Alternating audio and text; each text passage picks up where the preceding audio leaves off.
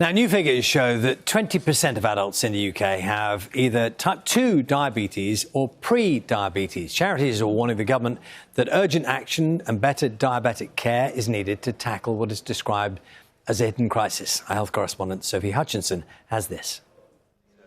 Every year the numbers are rising. It's now thought that 12 million people are living with diabetes or pre-diabetes in the UK. Experts are warning it's the fastest growing health crisis of our time. The latest UK figures for 2023-24 show 4.6 million people had a diagnosis of diabetes. An estimated 6.3 million people had non-diabetic hyperglycemia, a pre-diabetic condition, and a further 1.3 million people are thought to be undiagnosed. What's my glucose? OK, viewing. You're 5.9 and steady.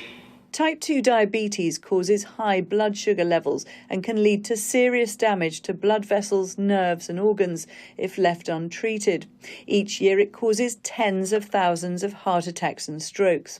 If we don't take action, we're going to have a nation that is really sick. We know that it's impacting the number of people that are work at the moment, the number of people with diabetes who are off work because of ill health.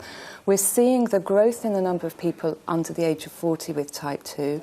We've got 2 paediatric clinics who look after children and young people with type 1 diabetes, now saying for the first time they're seeing more children and young people with type 2 than type 1. That is really serious and is building up huge heartache for the individuals involved, but huge cost for us and for the NHS. Diabetes UK has written to the Prime Minister and the Health Secretary calling for urgent action to make the food environment healthier and to improve diabetic care. The government says it's introducing restrictions on junk food advertising on TV and online later this year, which aim to tackle diabetes, and that it's also developing a digital health check for people to understand their risk of getting the disease. Sophie Hutchinson, BBC News.